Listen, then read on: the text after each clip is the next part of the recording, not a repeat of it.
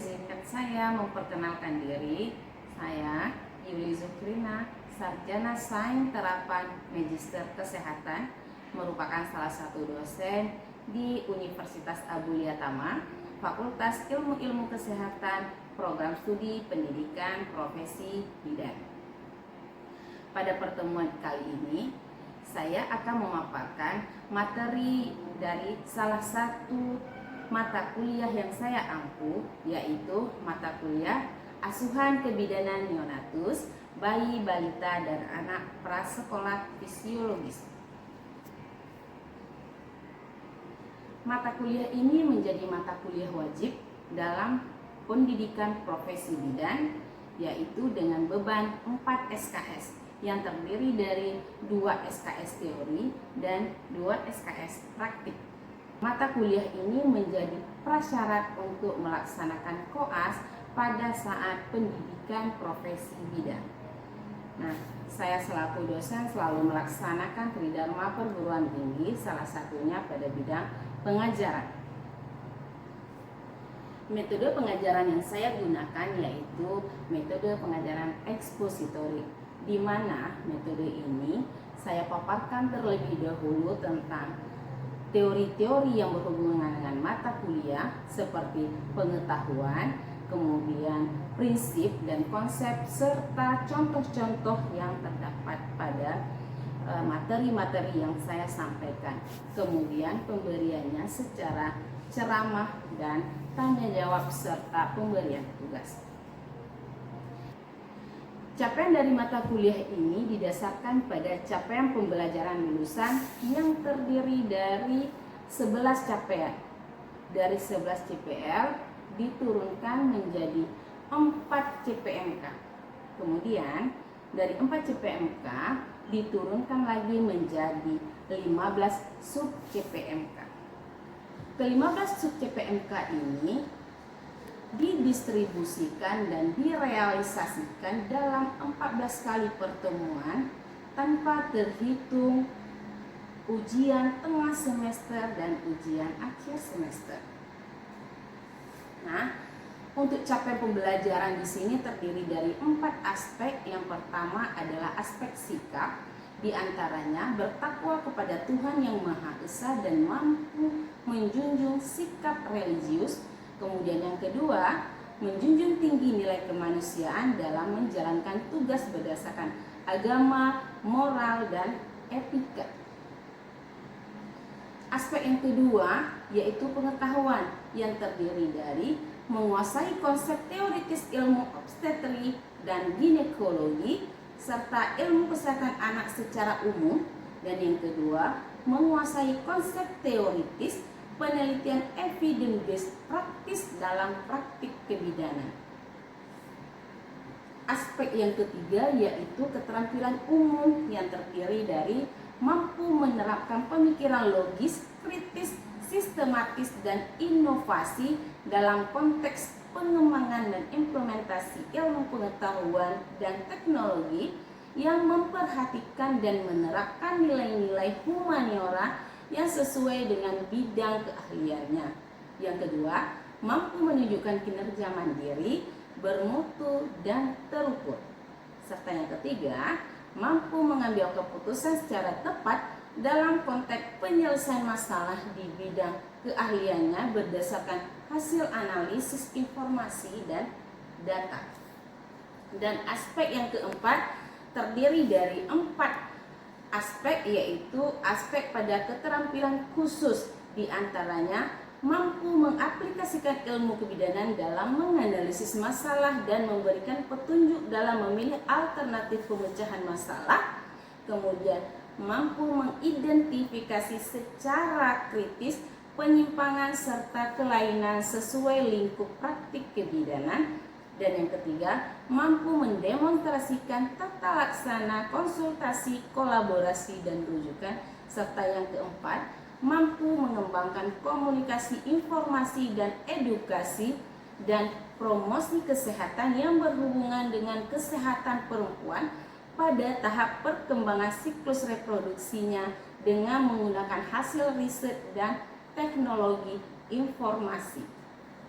Nah, Adapun CPMK 1 yaitu mengetahui konsep dasar asuhan kebidanan fisiologis pada neonatus, bayi, balita, dan anak prasekolah.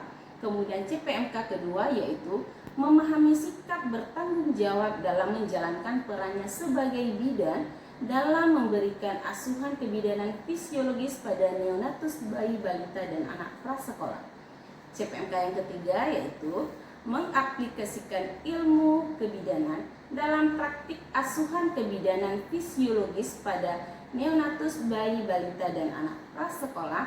Dan CPMK 4 yaitu menganalisis pembelajaran interprofesional dalam kebidanan fisiologis pada neonatus, bayi, balita, dan anak prasekolah.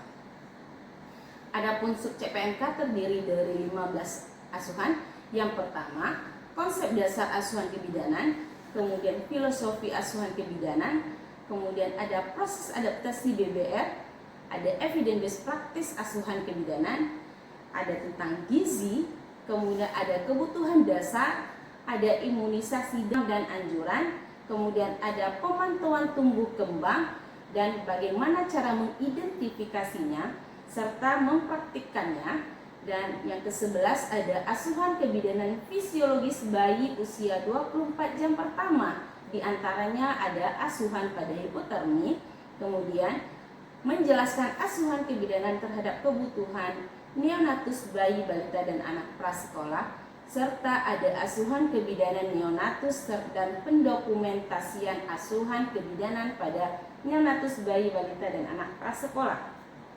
Nah, jumlah literatur yang digunakan di sini terdiri dari 8 buku, kemudian terdiri dari referensi penunjang, di antaranya buku Bagan MTBS yaitu Manajemen Terpadu Balita Sakit dan MTBM atau Manajemen Terpadu Bayi Muda, serta ada buku panduan SDIDTK dan DDST, kemudian terdiri dari jurnal-jurnal yang berhubungan dengan asuhan kebidanan khususnya lingkup asuhan neonatus, bayi, balita, dan anak prasekolah fisiologis. Selanjutnya kita masuk ke dalam aspek interaction. Aspek interaction ini merupakan proses terjalinnya interaksi mahasiswa dan dosen untuk mencapai capaian pembelajaran. Metode yang saya gunakan di sini yaitu yang pertama metode expository, dan yang kedua ada metode small group discussion. Ini mengutamakan mahasiswa dengan dosen untuk sama-sama membahas isu-isu terkini terkait tentang kebidanan khususnya pada neonatus, bayi, balita, dan anak prasekolah. Ketiga yaitu self-direction learning, yaitu pemberian tugas seperti membaca dan memberikan ringkasan. Adapun indikator yang saya gunakan untuk menilai aspek mahasiswa terhadap asesmen untuk menilai kemampuan mahasiswa secara transparan dan objektif yaitu terdiri dari 4 aspek.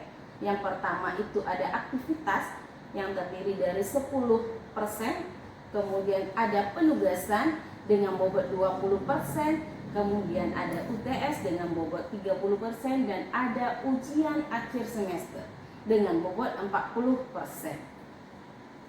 Nah, sebagai penutup, marilah sama-sama kita menyaksikan proses pembelajaran yang saya siapkan secara luring. Selamat menyaksikan. Assalamualaikum warahmatullahi wabarakatuh.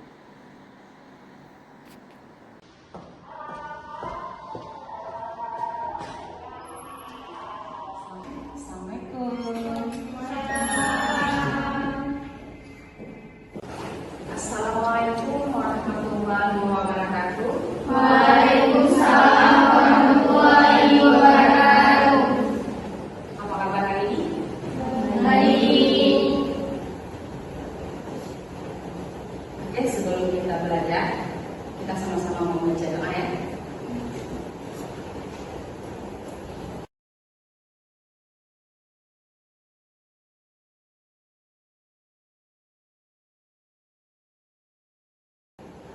Selesai.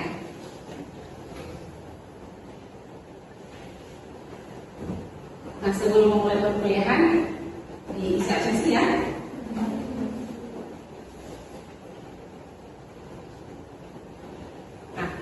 ingat pelajaran kita di minggu lalu? Kita belajar tentang apa? Oke. Kita belajar tentang apa minggu lalu?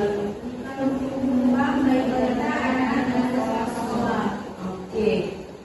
Bagaimana untuk menilai pertumbuhan bayi? Menggunakan apa? Oke. DST. Apa ini? Oke. Screening test. Oke. Kemudian untuk melihat pertumbuhan bayi kita menggunakan apa? Ada SDIGK. Apa itu? Stimulasi tumbuh kembang. Oke. Nah, hari ini kita belajar tentang hipoterapi. Minggu lalu ini sudah pernah sampaikan bahwa hari ini kita akan belajar tentang hipoterapi. Ada yang membaca tentang hipoterapi? Ada ya. Nah, ada yang bisa melihat di gambar tersebut? Oke. Ini gambar apa ya? Janin di dalam kandungan. Apakah janin di dalam kandungan akan hipoterapi?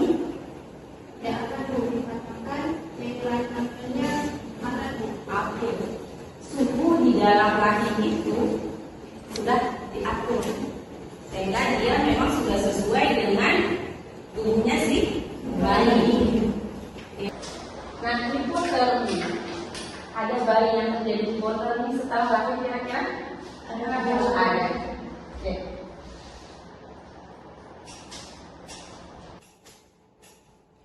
Nah, sebelum kita lanjut membahas tentang hipoterapi, ini merupakan capaian pembelajaran yang harus dicapai oleh mahasiswa setelah belajar mata kuliah ini.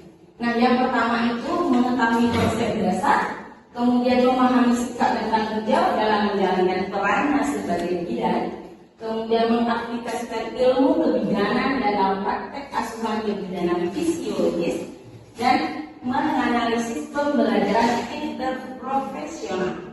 Oke, jadi semua pembelajaran lingkup asuhan kebidanan itu kita juga berorientasi pada evidence.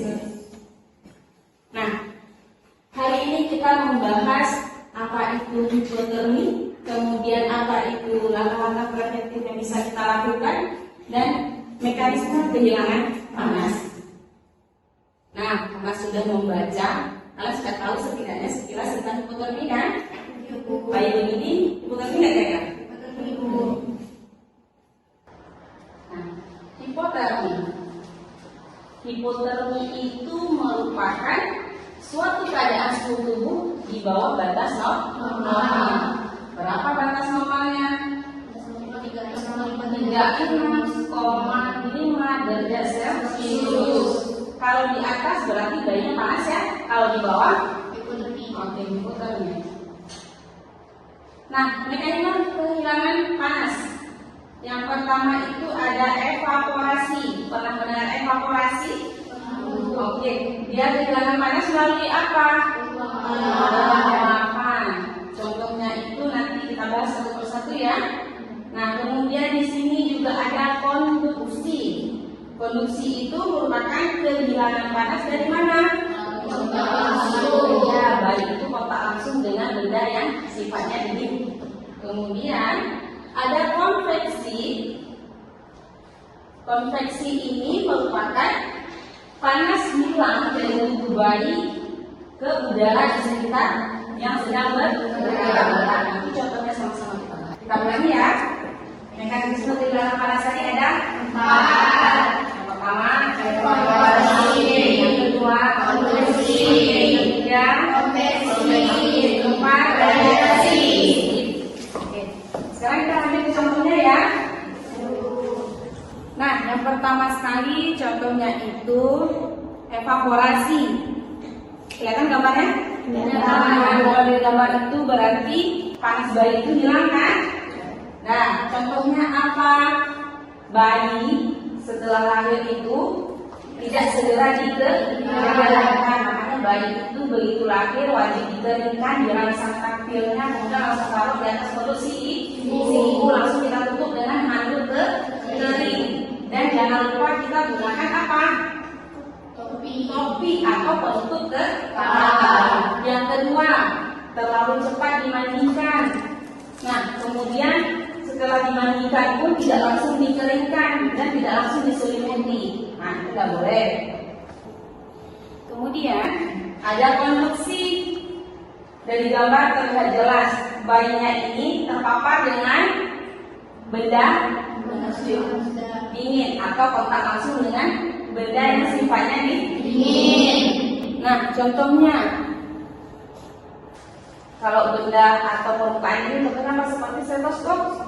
Nah, kadang-kadang kan kelupaan nih bidannya periksa bayi langsung ke stetoskop. Bisa dihilangkan panasnya? Bisa. Ya, jadi kalau harus menggunakan stetoskop, menggunakan alas supaya stetoskopnya tidak langsung mengenai tubuh si bayi. Kemudian tangan penolong.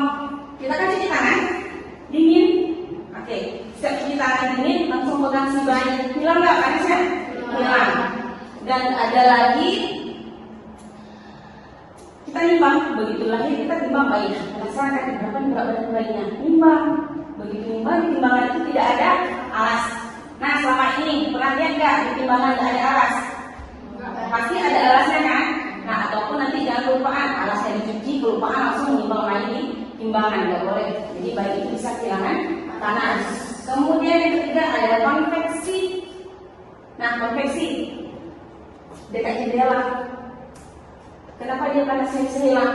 Kipas angin membawa apa? Iya, angin mengenai badan si bayi, dia kedinginan hingga dia bisa kehilangan panas. Nah, tidak hanya dia di dekat jendela, di ruangan yang ada kipas angin juga tidak boleh. Jadi jangan nanti begitu bayi lahir atau ibunya melahirkan, kita taruh yang pas kipasnya, kipas bunyinya dengan keras, nah di situ boleh nggak boleh, ya. Dan kemudian ada yang terakhir itu radiasi. Oke, sekarang persalinan di ruang bersalin ada AC. Nah, cuma untuk ibu hamil atau ibu melahirkan aman, nyaman ya. Bagus untuk si bayi? Tidak bagus untuk si bayi. Karena kenapa? Dia bisa kehilangan panas secara tidak disadari. Jadi walaupun sepele itu efeknya luar biasa. Kemudian bayi ditaruh di atas meja atau diletakkan di atas meja dia dalam keadaan telanjang, atau setelah lahir dia langsung ditaruh di atas ibunya telanjang, itu juga bisa hipotermi. Nah, bagaimana caranya untuk menyikapi ini semua? Nah, cara pencegahannya yang pertama itu ada rawat bayi kecil di ruangan hangat. Pernah masuk ke ruangan perawatan bayi? Oke. Ada AC-nya? Ada, disesuaikan dengan kondisi ruangan karena bayinya ada di dalam tempat yang sudah sesuai suhunya. Yang kedua ini, jangan meletakkan bayi dekat atau di atas permukaan yang dingin. Seperti tadi contohnya itu dekat jendela. Atau bayi itu boleh ke laut nggak? Ya boleh, kalau dia ditutup hangat nggak masalah. Asal jangan bayi ke laut tapi dibuka telanjang sama dengan, oke? Jadi ditutup terus dijaga kehangatannya, itu nggak masalah.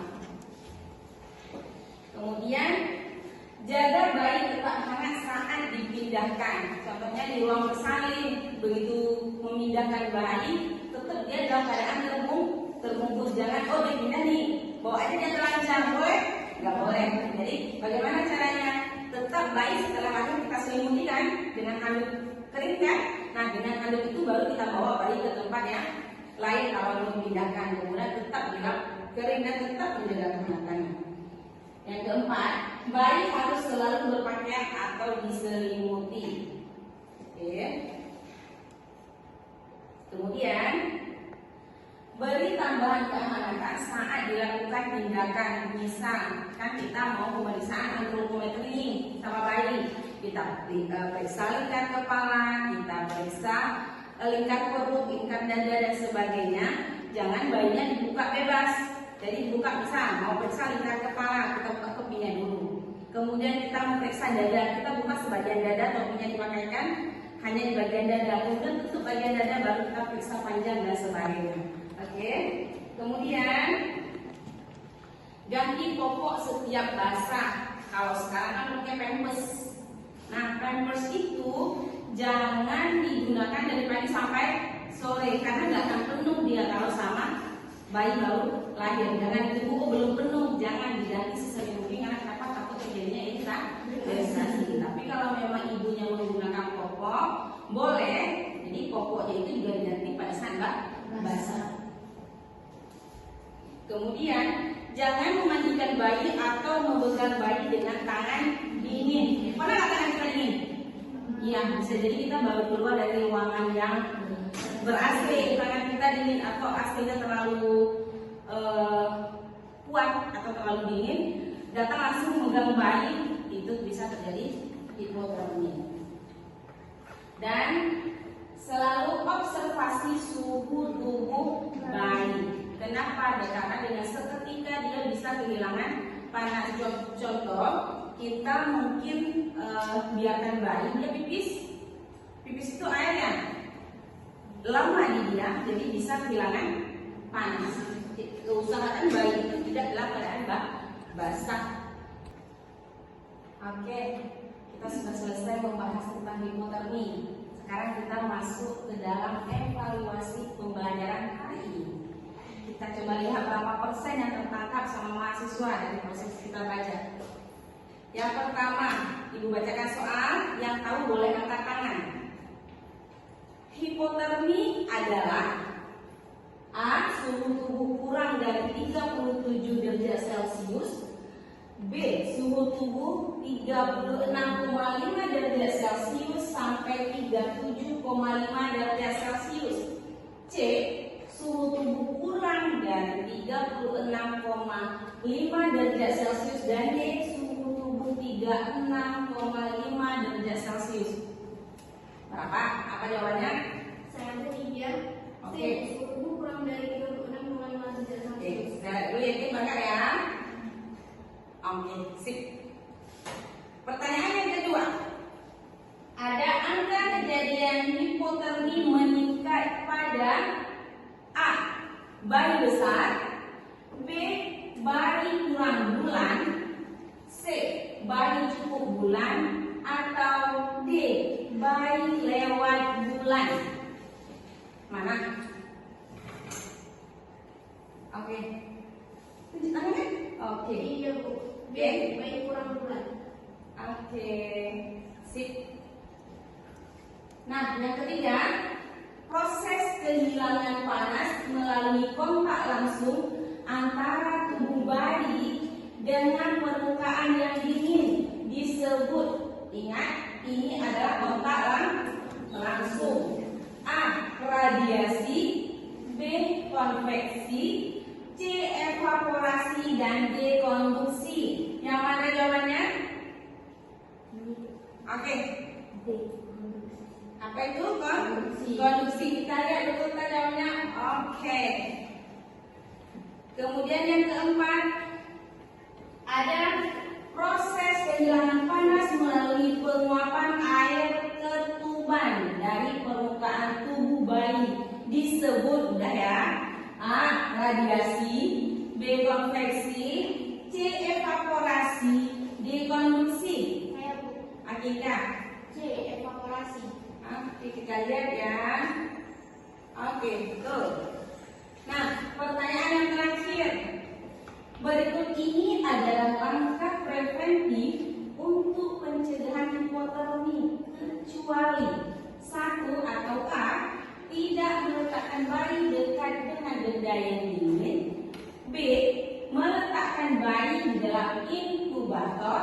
C. Memandikan bayi segera setelah lahir. D. Mengganti popok setiap kali basah. Jawabannya apa nih? C. Memandikan bayi segera setelah lahir. Coba kita lihat ya. Oke, selesai. Nah, Alhamdulillah hasil evaluasi pembelajaran kita hari ini jawabannya semua sesuai harapan. Nah, ada yang mau ditanyakan? Untuk hari ini? Ada Bu, saya ingin bertanya. Bayi baru lahir apakah boleh dimandikan langsung pada selesai saat dia dilahirkan? Apakah kemarin dalam kondisi tubuh bayi tubuh besar atau kecil? Oke, bagus ya pertanyaannya. Nah, boleh nggak bayi dimandikan langsung setelah lahir? Tapi ada yang mandikan gimana? Dengan air hangat Bu. Nah, ini mandikan dengan air hangat, boleh nggak? Tetap saja tidak boleh. Iya, usahakan untuk tetap saja tidak memandikan bayi sebelum 6 jam pasca persalinan, karena proporsi badan bayi itu juga sangat menentukan untuk proses kehilangan panas tubuh si bayi. Oke, ada lagi mau ditanyakan? Sudah? Cukup ya kita hari ini ya. Insya Allah kita ketemu lagi di minggu depan. Oke. Kalau hari ini tidak ada lagi pertanyaan, oh ya absensi tadi di mana ya? Sudah absensi semua? Oke, terima kasih. Nah, untuk hari ini pembelajaran kita tercapai, namun masih ada tugas. Nah, tugasnya itu apa? Sama seperti minggu yang lalu, tugasnya membaca materi yang akan kita pelajari di minggu depan, yaitu tentang infeksi tali pusat atau boleh tentang perawatan tali pusat. Oke, jelas? Oke, terima kasih untuk waktunya hari ini. Ibu akhiri, lebih dan kurang Ibu mohon maaf, karena yang sempurna itu hanya milik Allah Subhanahu wa Ta'ala.